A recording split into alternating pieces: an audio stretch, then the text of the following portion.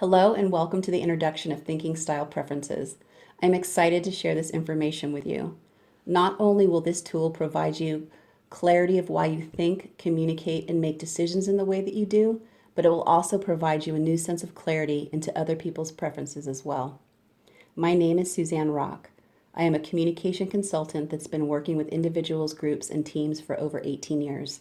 I've worn many hats throughout my career, ranging from managing a staff of 40 employees in a four-star hotel to being the owner and creative director of Rock's Design, a branding and website development company, to being the founder and executive director of Young Women in Circle, a nonprofit organization that offers life skill training programs and retreats to girls. As far back as I can remember, I've always been interested and curious in understanding why people think and communicate differently, and why misunderstandings happen so easily and at times even blowing up into full-blown conflicts. So in 2000, when I learned about the whole brain model, I fell in love with it and became a certified trainer. The whole brain assessment model not only answered several of my lifelong questions, but has given me practical tools that help me navigate personal and professional relationships with power and ease. Have you ever asked yourself, how can people be so smart and clueless at the same time? We've all met people who are really smart and capable in a certain area or skill, but seem to struggle or be incapable of something much simpler. The absent-minded genius is a good example. Scientific theory is no problem for this thinker, but socializing at a party is. In business, you often find a strategic big picture specialist who struggles with seeing the details. How does this happen? Research on the brain has led to an understanding that each of us has a preferred way of thinking that affects the way we take in and process information. The awareness of one's own thinking preference and the thinking preferences of others, combined with the ability to act outside of one's preferred preference, is known as whole brain thinking. The whole brain thinking model and the HBDI assessment were developed by Ned Herrmann in the late 70s while in charge of management education at General Electric. He was one of the first pioneers to merge neuroscience with the field of business. At GE, Ned's primary responsibility was to oversee training program design, specifically maintaining or increasing an individual's productivity, motivation, and creativity. The whole brain thinking model is based on Nobel Prize winning research and has been validated with over 50 PhD studies. It is currently being used at 93% of Fortune 200 companies. So let's look at how Ned created this model. There is a great body of research done by Rock-Stierle on the left brain, right brain division and how it affects a person's thought processes. By now, most of us recognize left brain thinking to include analytic, fact-based, and logical approaches, and right brain thinking to include insightful, creative approaches. Another researcher, Dr. Paul MacLean, proposed that the triune brain theory. His research indicates that we really do have three brains, each superimposed over the earlier brain, the reptilian brain, the limbic system, and the neocortex. Both the limbic and the neocortex have two halves, a right side and a left side.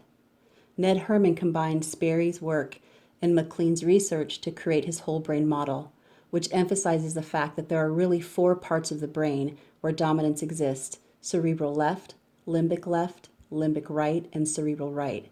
These four styles were discussed in Definition of Concept and Theory as quadrants A, B, C, and D. The metaphorical model allows for variation among individuals who are right-brained or left-brained, along with a measurement of an individual's level of mental preference for each of the quadrants. It creates a model that is more inclusive and more accurate for people who are interested in exploring their thinking and learning styles. So let's take a look at the whole brain model. The whole brain model uses four color-coded quadrants that will help you with remembering the preference associated with them. In his brain dominance model, Herrmann identifies four different modes of thinking. The upper left blue quadrant thinks in a logical, analytical, fact-based, and quantitative way. The lower left green quadrant thinks in an organized, sequential, planned, and detailed way. The lower right red quadrant thinks in an interpersonal, feeling-based, kinesthetic, and an emotional way. And the upper right yellow quadrant thinks in a holistic, intuitive, integrated, and synthesizing way. As you look at the quadrants, I'd like you to pick two colors that are most like you. For example, you might be more blue upper left and green lower left in your thinking style. Pick two, and then let's go a little deeper. So on this next slide, I've added a few more descriptive words. The blue rational self analyzes, quantifies, is logical, is critical, is realistic, likes numbers, knows about money, and knows how things work. The green safekeeping self takes preventative action, establishes procedures, gets things done, is reliable, organizes, is neat, timely, and plans.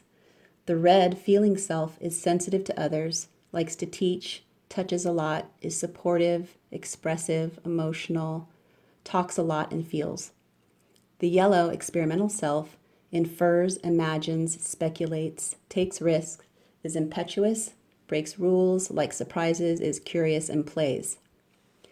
After reviewing the whole brain model above, look to see if you classify yourself as having the same two thinking styles as you did previously.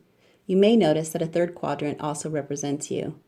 Of people surveyed, 34% of people are triple dominant, which means their thinking style includes three quadrants, with a fourth quadrant distinctly lower. You may see yourself as a little of all the groups, so it's hard to decide. Just 3% of the population are quadruple dominant, which is a balance of all four. Just 5% surveyed are single dominant and would prefer to think mostly in one of the groups or colors and are distinctly lower in the other three quadrants. So now let's take a look at sample of professions. A sample profession of a single dominant blue would be an engineer, in contrast to a single dominant red social worker. A sample profession of a single dominant green would be a drill sergeant, in contrast to a single dominant yellow, an artist. And moving to a sample profession of a double dominant blue and yellow would be a research scientist. They are someone who collects data and facts at the same time as being able to think outside of the box and synthesize information.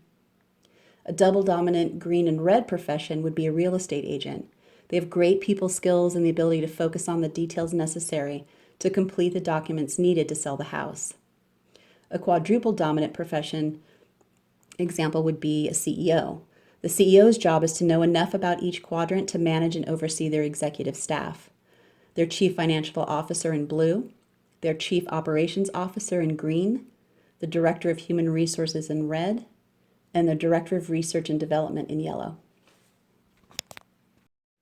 One thing that's important to remember is that our individual preferences are neither good or bad or right or wrong. People just see each other and the world around them through a particular lens, their preference lens. Each preference also has their own strength and type of smartness. Let's take a look. So looking at this slide, you can see that each quadrant has its own type of smartness. In the blue quadrant, they have intellectual smartness. They excel with facts and academia. In green, they have organizational smartness. They excel in administrative tasks and following procedures. Red has networking smartness. They thrive in making connections with others, building alliances, and working well within teams. Yellow has entrepreneurial smartness. They can synthesize information and think out of the box. Now let's take a look at how preferences play out in relationships. So in relationships, there are different levels of communication. The first type is in the same quadrant, and it's by far the easiest. This is when two people are speaking the same language. An example of this would be two reds connecting by sharing personal stories. They're looking into each other's eyes, and they're just having this experience that this person's just like me. Someone finally gets me. And the second level of communication is supportive and reinforcing. This is between two people who are communicating from different quadrants, and they're either on the right side or the left side of the brain. For an example, a yellow speaking to a red, and the yellow is sharing their big dream and how they're going to take this idea, global, and they're just excited about taking this idea and running with it. The red is listening, but instead of fully understanding what the yellow is saying, the red is just connecting to the inspiration and the passion of what the yellow is saying. The third level of communication is contrasting. It's additive and synergistic. An example would be a blue speaking to a yellow. The blue is talking about facts and logistics, and the yellow is synthesizing all this information. While the yellow isn't fully understanding the mathematics of it all, they do get an overall sense of what the blue is saying. The fourth level can be the most difficult and challenging because the communication of each person has to access the opposite section of the brain. Misunderstandings happen often within this type of communication. So let's go to the next slide for some examples. So let's take a look at communication preferences within communication. In a cross-quadrant conversation between a blue and a red, the blue just wants the facts. They expect brief, clear, and precise information, materials that are direct and to the point, and well-articulated ideas presented in a logical format. The red needs to feel enthusiasm. They expect a good attitude, involvement with others, eye-to-eye contact, and empathy. Can you see why and how misunderstandings can happen between these two? While this type of communication can be disconnecting and confrontational, you can also learn ways of appreciating the differences. For an example, a yellow could see that a green just wants to grind out the task, but with a little reframing, the yellow can see the importance of what the green brings, their strength. They can see that, the greens can take an idea and put it into a list, a sequential list, and then they can take that list and implement a plan to ensure the success of the yellow's big idea. If these two see that the other brings different strengths to the table, this partnership can be really strong.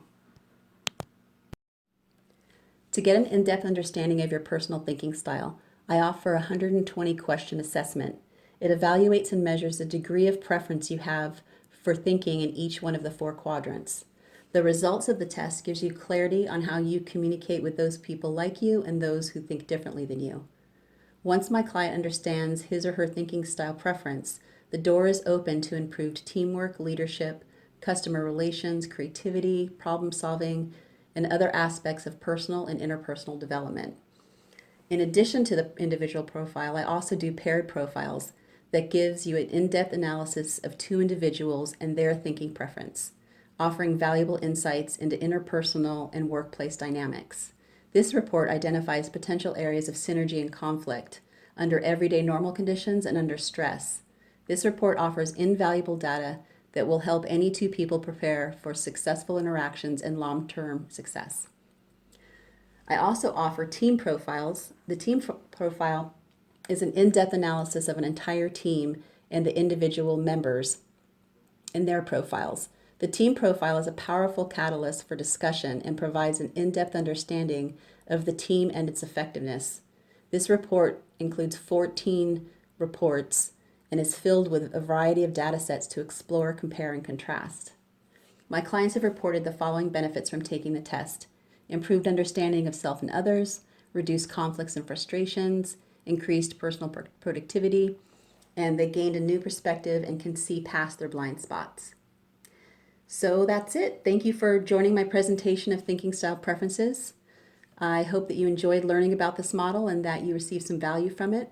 If you're interested, please contact me at 310-433-8776. Thank you.